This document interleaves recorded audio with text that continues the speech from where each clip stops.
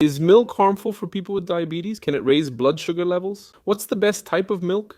Should we switch to almond or soy milk instead of cow's milk? Is lactose-free milk actually healthier? In this video, I'll cover milk and diabetes plus common mistakes. I've split this video into 4 parts. First, diabetics' major errors. Let's look at milk's composition. Milk has proteins, 6 grams per 200 milliliters and 10 grams of carbs. These carbs in milk are a disaccharide. Lactose is a disaccharide. Lactose breaks down into one glucose and one galactose molecule. These two combine to form lactose. First point to understand.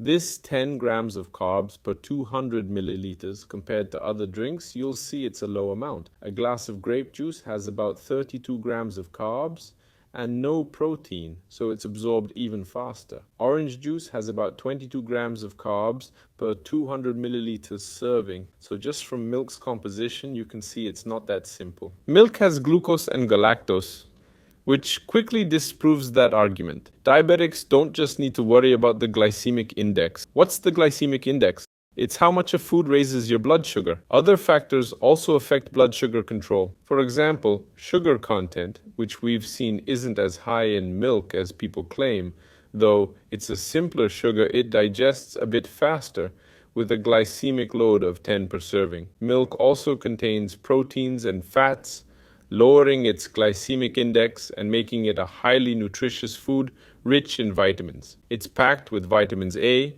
K, D, B complex, plus phosphorus, magnesium, and calcium. A 100 milliliters glass of milk provides about 250 milligrams of calcium, which is an excellent daily dose. Besides being a calcium source, it's calcium our body can easily absorb with good bioavailability. So milk can strengthen our bones, unlike other sources with lower bioavailability that require eating large amounts to get the same calcium. Some plant foods like sesame seeds have higher calcium content. Chia seeds are another example. But you'd need to eat a lot of pure sesame seeds to get the same amount of calcium. Or take Ora pronobis, for instance. People often say, oh, Ora pronobis has calcium, but you won't eat the pure leaf.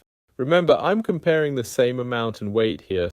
So milk is indeed an excellent source of calcium for our bones. Another key point to consider is caloric value. Calories also directly impact blood sugar control, even if it's not apparent short term. Long-term weight gain and increased fat tissue worsen insulin resistance, especially in type 2 diabetes. You have insulin, but it can't function properly. What does insulin do? It moves sugar into muscles and tissues so your body can function. Increasing fat tissue worsens this relationship. Insulin function deteriorates.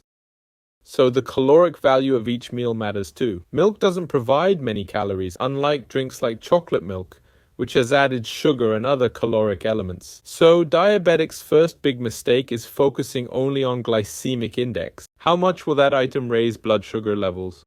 When in fact all the variables I mentioned matter. Remember, you'll also have milk with other foods. In my case, for example, I like milk with breakfast. I usually have a cup of milk with a bit of coffee. I love coffee, as channel followers know. But I also eat it with scrambled eggs, sometimes hard-boiled eggs, and I like to add olives too. I'm an olive fan, not sure if you are. With pepper.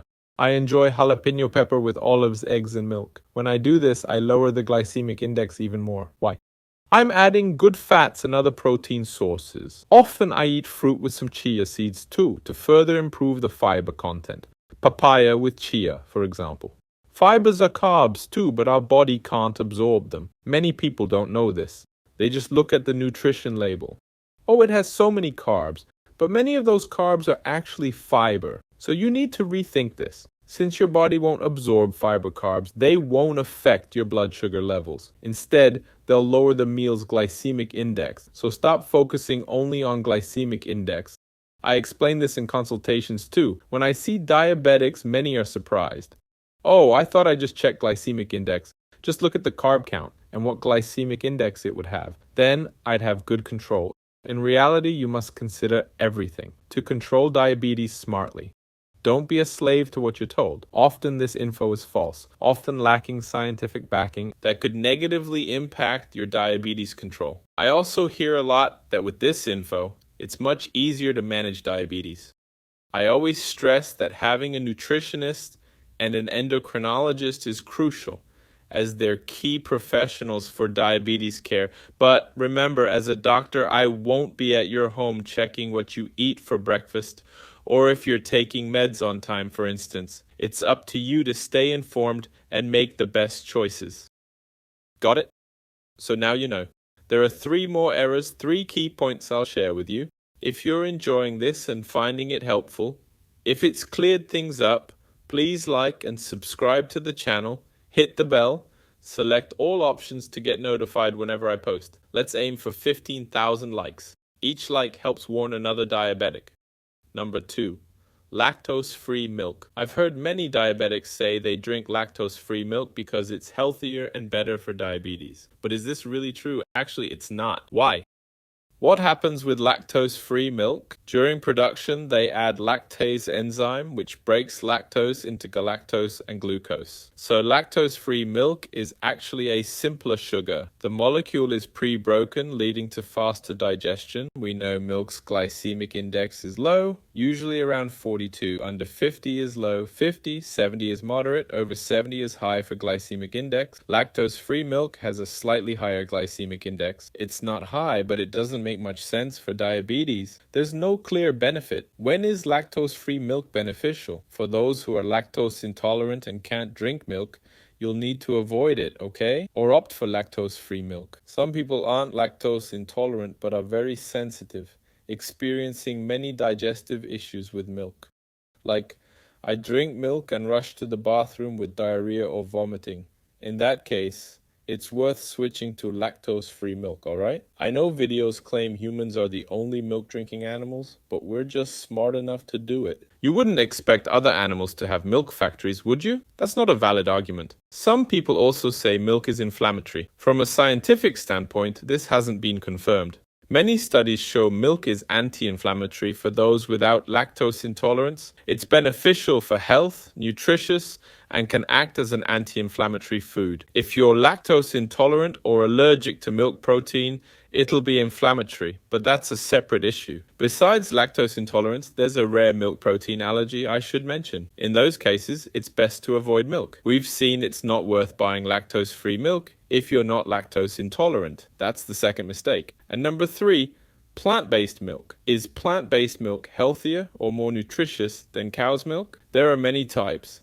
Soy milk, almond milk, oat milk. These plant-based milks can be a good option if you're allergic to cow's milk or lactose intolerant. If you don't have these health conditions, it's not worth switching. Cow's milk is richer in calcium and nutrients, even though plant milks are often fortified. Okay, price-wise, these plant-based milks are usually much more expensive. So if you don't have any of the conditions I mentioned, it's not worth switching. Got it? Oh, I'm drinking almond milk because I heard it's healthier. That's also a big myth. Some videos claim there's proof and studies showing milk is inflammatory. I analyzed these studies and their references. They're of low scientific quality. They're not reliable enough for me to cite here. Alright? So let's not just believe opinions. This video isn't opinion-based. It's not what I think, but scientific facts. Science says switching from cow's milk to almond milk isn't worth it. When is it worth it besides the situations I mentioned if you truly enjoy it? If you look, I don't like cow's milk. I prefer almond milk. My taste is better. You can switch, but not thinking it's healthier. Oh, I'm doing this for health. No, do it for taste, for flavor. There's no argument there. Everyone has preferences, but the healthier idea is debunked. When I explain this to diabetics, many say they heard milk was contaminated, had caustic soda, or cancer-causing elements. In reality, these are isolated cases of contamination, like with other substances. If that's the case, you wouldn't consume anything. There are reputable brands. Supermarket milk won't have caustic soda. Don't worry, there's sensationalism in the news. It's not quite like that, okay? There are quality brands that produce milk that can be good for your health. And mistake number 4 is in choosing milk. Whole milk or skim milk. Which do you think is better? As a rule, skim milk is better for diabetics. Why? It has a higher glycemic index without fats, but you won't drink milk alone. You can pair it with other foods to improve this. So you can get fats elsewhere, like from eggs or olives in my case. So I don't need that extra calorie or fat. Plus, milk fat is saturated, which can raise bad LDL cholesterol. So I prefer fats from other foods and choose skim milk. But if you like it, use whole milk, just cut fats elsewhere in your diet. Or if you just have a glass of whole milk, for example, compared to skim milk, whole milk on its own will be absorbed a bit more slowly due to its fat content. And if you're not worried about weight, because many diabetics are thin, which surprises people when I mention it, there are surely many slim diabetics watching, and if you prefer, you can choose whole milk. But I suggest opting for skimmed milk products, as you can get better fats from other foods and reduce calories. So milk is healthy, though there are situations where you'll need to avoid it, as I mentioned in the video. But generally for most people, milk can be part of your diet as a nutritious food, an excellent calcium source, and as a food that will be a source of good proteins with high absorption and minimal impact on blood sugar levels, as I explained in this video. Now I want to ask you, do you drink milk? Do you like it? Were you surprised by any information I shared here? Write in the comments and tell me which part of the world you're watching from. I'm in Porto Alegre, where milk is part of our diet. How about in your city? Now I have a video suggestion for you. It's about the worst and best habits for your brain and memory. Did you know some habits can negatively impact your memory? Some can even lead to dementia, reversible causes of dementia. I suggest watching that video for more health information. Take care. See you next time.